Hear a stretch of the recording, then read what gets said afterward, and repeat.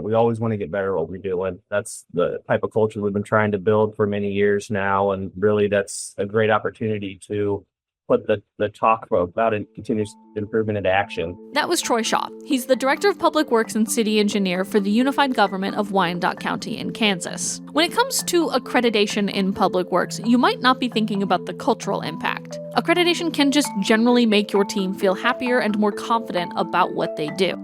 That's also something echoed by Jeanette Klamm. She's the Associate Director of Credentialing for the American Public Works Association. It's a good opportunity to kind of give some ownership to your staff because that's theirs. It's something that they have worked on, something that they can be proud of. And so there's a lot of pride that goes into achieving it as a whole, as a group like that. Welcome back to Public Works Radio, the official voice of the American Public Works Association. Each episode dives into a wide range of topics designed to educate and inspire, making public works more visible for everyone. I'm Bailey Dickman, the Senior Digital Marketing Specialist with APWA, and in today's episode, we are talking all things accreditation. Agencies will just overthink it. And so you kind of have to reel them back a little bit and go, you know what, step back, just what do you do?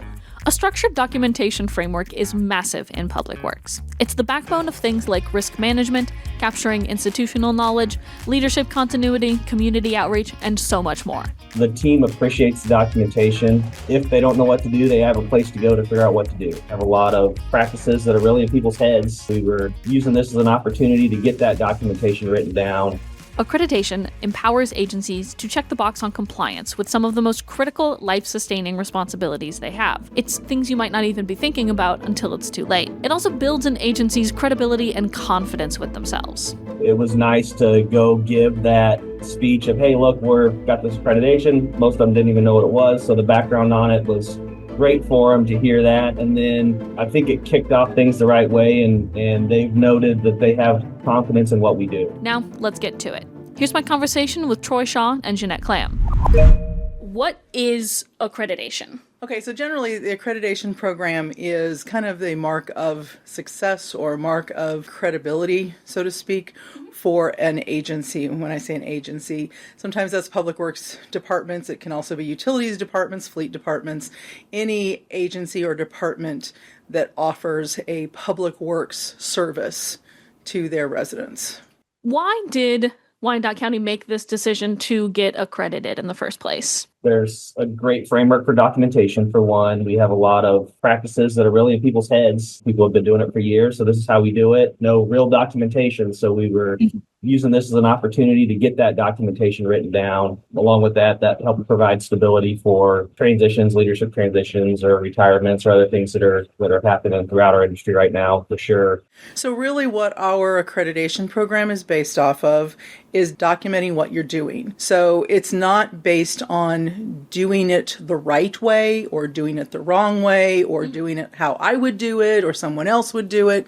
It's really based on documenting what you would do as an agency yourself. So, understanding that what agencies do in California may be different than in Maine, Florida, Washington, Alaska, Canada. It's built so that any agency across the country or Canada could do this, or really internationally for the most part, because it's based on what the policies and procedures and the documentation that an agency has to support what they're doing. So we have a manual that's available. Agencies purchase the manual and go through that, and it reads like a policy for XYZ, a procedure for XYZ.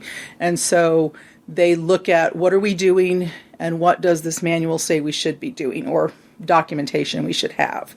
And so they may have a policy, but it's very, very old. So they need to look at that policy and decide, is this still the way we do it? Or is it out of date? Or is it still current? And update it if they need to. Sometimes you have policies and procedures that are word of mouth. Yeah. That people just pass from generation to generation of workers. And so, it's a good thing for those to be written down, because at some point in time, you're going to lose that institutional knowledge as generation goes through. Is that like the big benefit of it, or do public works agencies have some sort of other benefit that they get from accreditation besides like the documentation of this is what we do? We told you this is what we do.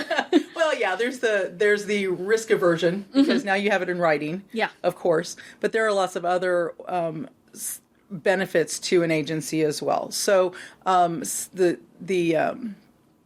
succession planning. How do you capture that institutional knowledge before someone walks out the door? They're retiring. Everybody has that 30-year employee that's been there. They've done the job. They do a great job, but they've never written anything down because it's all in their head. Okay, so how do you capture that knowledge so that next generation of workers can be onboarded quickly and knows what's going on? And you capture what they're doing. I mean, there's also the credibility part of it as well.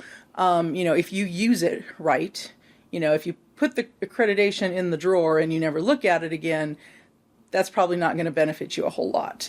If you splash it all over the place, you let your elected officials, let your city and county leadership know, let your residents know. There's a whole myriad of credibility that goes with that, so that, if there's something that happens, you have something in writing to go back to the city council or to a resident and say, here's our policy. It's a written policy. It's been approved. We can change that policy, but at this point, this is what that policy is.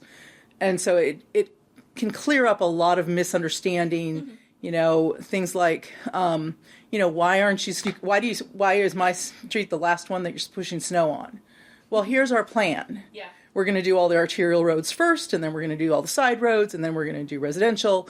And so there's your plan. So they can argue with your plan, but you have it all. You have it all in writing, and it's not just you saying this is what we're doing. Yeah. And so there's that credibility. It helps support what the elected officials are saying and what they want. It helps support, get some credibility amongst your residents as well. It can help with budget purposes. So everybody's fighting over the general fund. And so your police, a lot of police departments are accredited, a lot of parks departments are accredited, a lot of fire departments are accredited. It makes sense for a public works department to be accredited so that when you are putting together your budget, you have documentation that says, this is what we're doing, this is why we're doing it, here's the plan going forward, and this is what everybody else is doing as well. So it helps support what you're doing as from a budgetary standpoint. And we even have an agency out there that had their bond rating increased and specifically because of their accreditation. Tell me more about the Public Works Processes Manual, since the practices set forth in it are so central to the accreditation process. It's just a means of documenting what agencies are doing in various areas. So the first 10 chapters are really going to be broad. They're going to be the HR, the IT, the finance, the safety, asset management, the really broad, overarching types of chapters that all agencies, regardless of whether you're fleet, utilities, public works, doesn't matter who you are, if you're a county or a city, you all have HR, you all have IT departments, you all have organizational structure type policies and procedures. And so those are really the documentation that is for any agency or what make them well ran for the most part. And then the other chapters 11 through 40, are for based on what the agency offers as their authority, what they're responsible for. So like, for example, if you're in a very coastal area like Florida, you might not have something involving snow removal like we do here in Missouri. Exactly. When we say public works for every community in the country, it means something different, right? Every public works department has different things they do or don't cover. So accreditation kind of sounds like not like choose your own adventure, but like pick what puzzle pieces you need to be able to complete your picture. Yeah, it does. It really is made to fit whatever agency, whatever they do. So again, if you are responsible for streets and street cleaning, street maintenance and street cleaning, then those would be yes, that's applicable to us. You're in Florida, you don't do snow and ice, then you would not do the snow and ice chapter. So yeah, you don't have the opportunity to say what you want to do. I mean, if it's your responsibility, it's your responsibility. But you go through and what is applicable to you, you would do those chapters. The ones that are not applicable to you, you just don't do. While the evaluation and best practices review process formally verifies agencies for compliance with the recommended practices, it also serves as a means for ensuring continuous self-improvement. And for a public works department like Wyandotte County, it's a crucial component of their culture. One of the things that we really strive ourselves on in public works in Wyandotte County is for continuous improvement. We always want to get better at what we're doing. That's the type of culture we've been trying to build for many years now. And really, that's a great opportunity to put the talk about it, continuous improvement into action.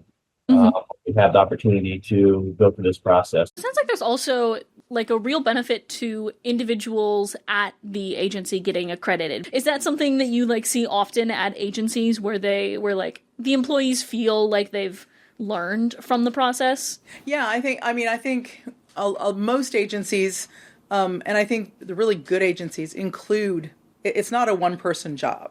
You know, being accredited is not, it's very difficult for one person to do. It's a lot. Yeah.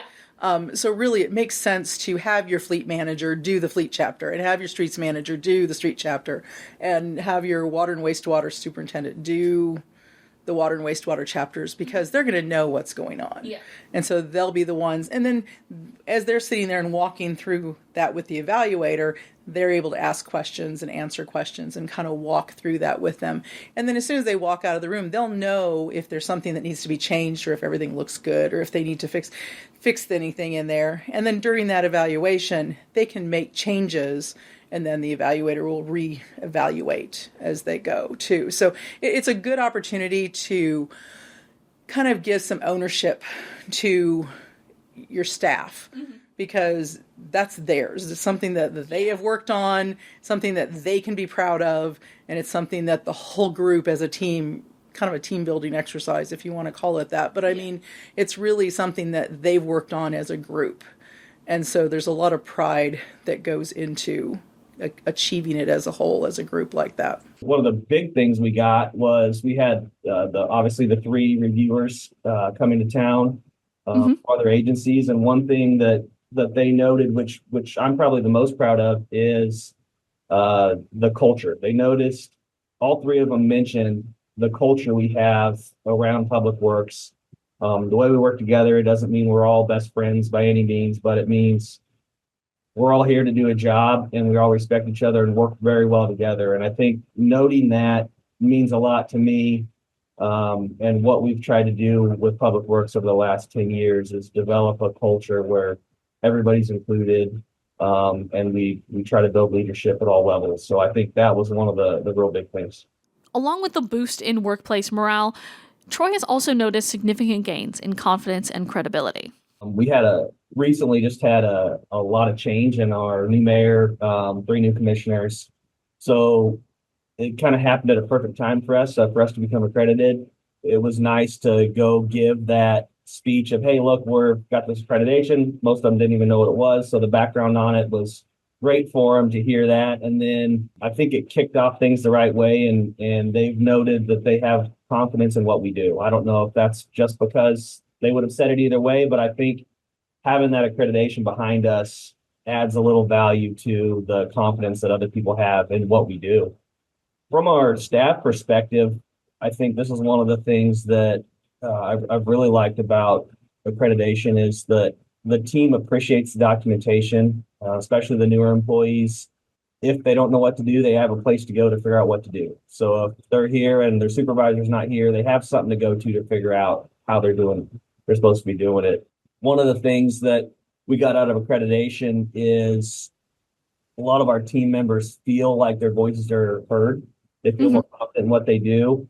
When we went through this process, we wanted everybody included. We didn't just want 3 people sitting down in a room writing all these practices and then handing them out to people. So our goal was to include everybody we could in the decisions and the conversations related to it. And I think that's really led to the team member feeling valued and confident in what they're doing on a day-to-day basis, because they know they help develop those practices, put them in writing, and then we'll also be able to bring up suggestions going forward if they think there's ways to improve. I want to circle back to that sort of like communication with residents part. Those types of community outreach or just like best practices for communities, are those also included within accreditation? So yeah, so we have what we call a model practice library. So as I said, when our evaluators come in and do their evaluation, they're not looking at, is this a good practice, a bad practice, what my agency would do. Mm-hmm. They're looking at, do you document what you do? Yeah. If it works for you, that's great. Do you document it?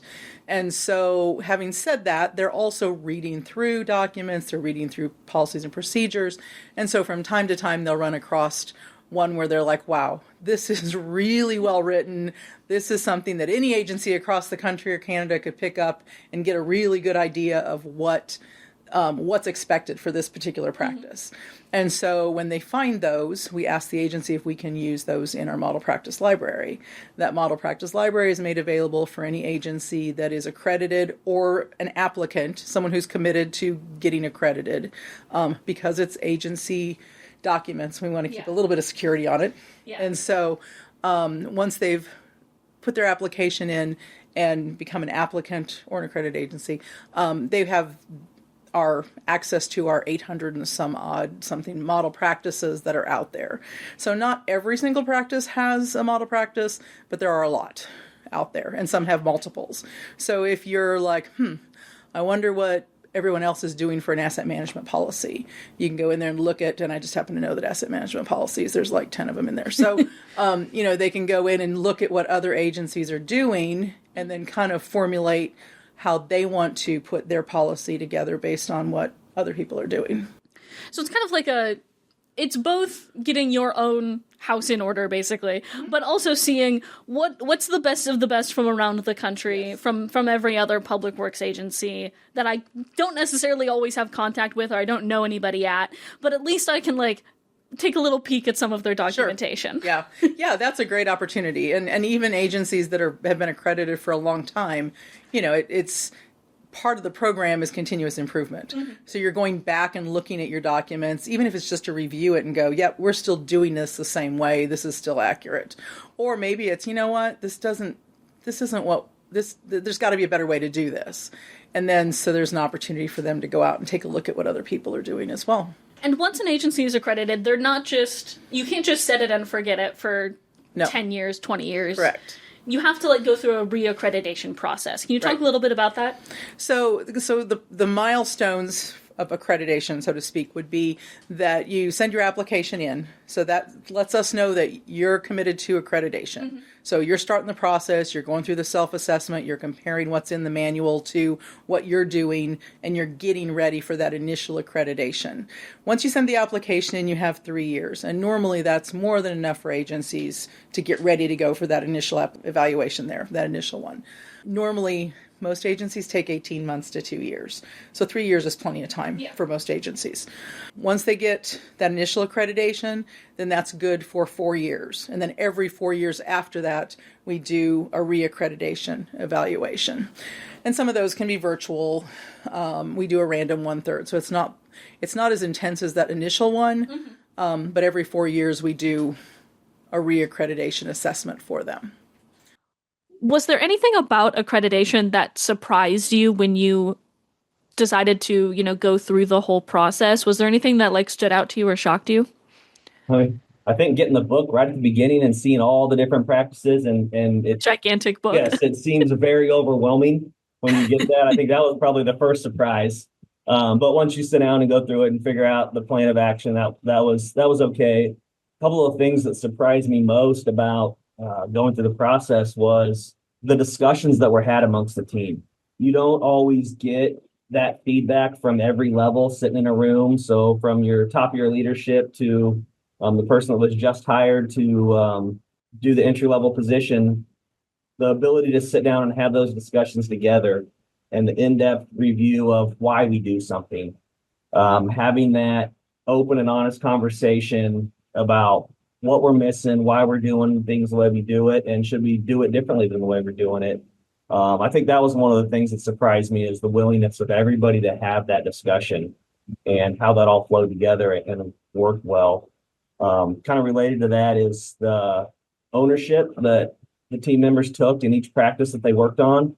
I think a lot of the history was kind of Well, we go out there and we get this job done and we go home. Now I think there's a lot of thought into we're going out, we did this job, but how do we do it better next time? So when someone goes out and does something, I think it's because they were involved in the practices they worked on, even if it's patching a pothole on a road. It's like, all right, we did this, we followed the practice, but is there a better way to do this as we're working through it? And if it is, let's note it, document it, and start updating our practices so that we keep up with the times. That was one of the things that I've been surprised by, just the way the team's been working.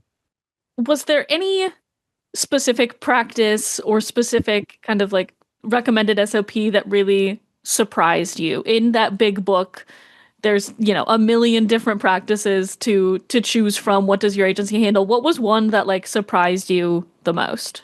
I think the ones that got me the most were, I don't remember what the first 9 or 10 chapters. I forgot how many there are that you have to do, are required by every agency. The amount of stuff in those chapters that we need input and help from through the rest of our organization. So Public Works, and I think a lot of public works organizations are like this. We take a lot of pride in, you want it done, we'll get it done, we'll figure out a way to get it done. But then there are a lot of things that we just can't truly control ourselves. So the understanding of needing to work with everybody else and build those relationships with the other departments, I think was surprising to me about how much APWA had noted that and sees how important that is. And it's kind of one of those things that you don't really think about until you need something, but having to go through those practices with other departments and get that information, I think was a huge benefit, but also surprising that we needed to do all that, and appreciate that APWA actually thought about that. Nobody ever wants to, think about the HR or the IT part of it until something goes wrong, and then you're like, oh no, now I need to think about HR or IT or communications or whatever it is. Yeah.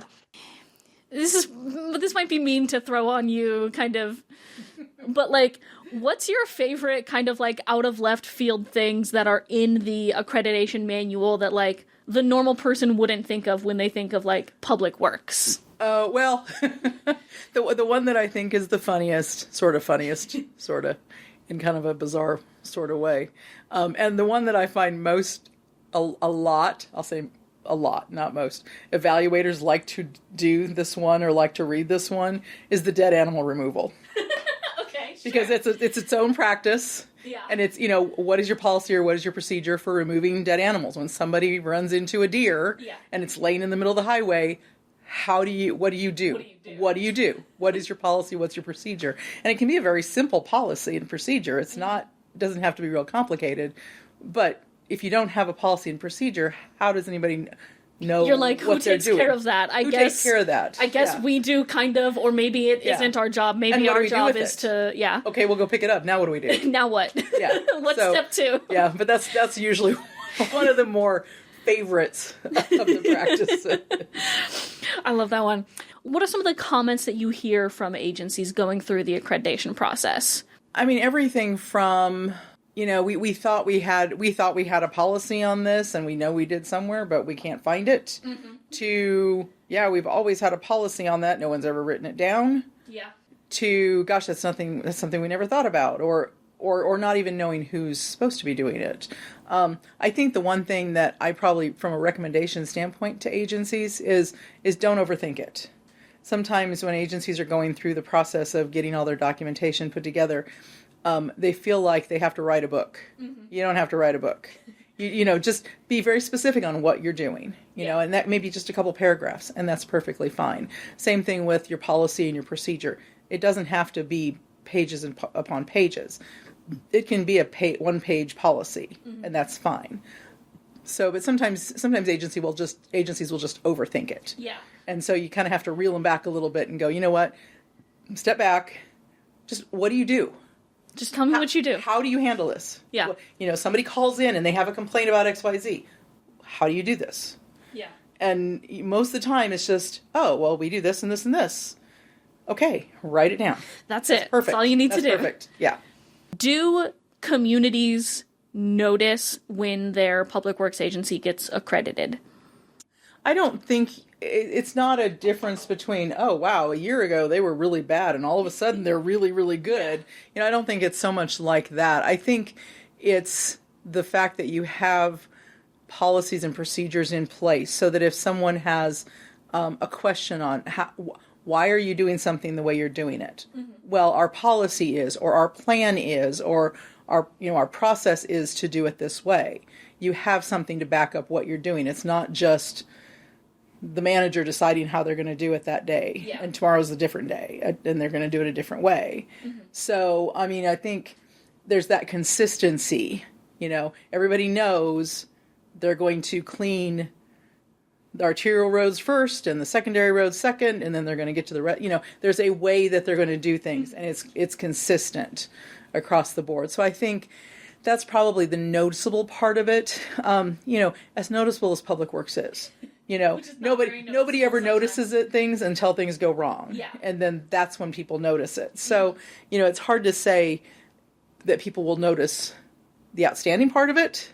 How it set up the team and the ability to do it. I know you could probably sit down, and maybe some people sit down and have 3 people sitting in a room, writing all these practices, going through everything, putting it down, and then distributing it out to the team as hey, here's what you need to do to make sure we're doing it the right way. But accreditation is a great opportunity for teams to work together. We have, in our public works organization, we have anywhere between 250 and 300 people, depending on where we're at with the hiring, and the ability to have almost everyone sitting in a room working on something at one point or another, a different practice, I think really helped build our team and gave the team a lot of confidence and empower them to think about what they can do to improve going forward. One thing we did have with our teams is that open conversation,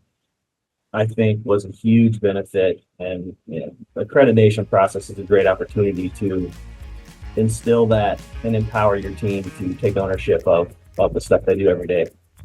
Thank you for listening to Public Works Radio, the official voice of the American Public Works Association. And thank you to today's guests, Troy Shaw and Jeanette Klamm. Make sure to subscribe wherever you get your favorite podcast, rate it, review it, and forward it along to a friend. Don't be shy about dropping us a note over at podcast@apwa.org so we can hear your feedback directly. We'll catch you next time.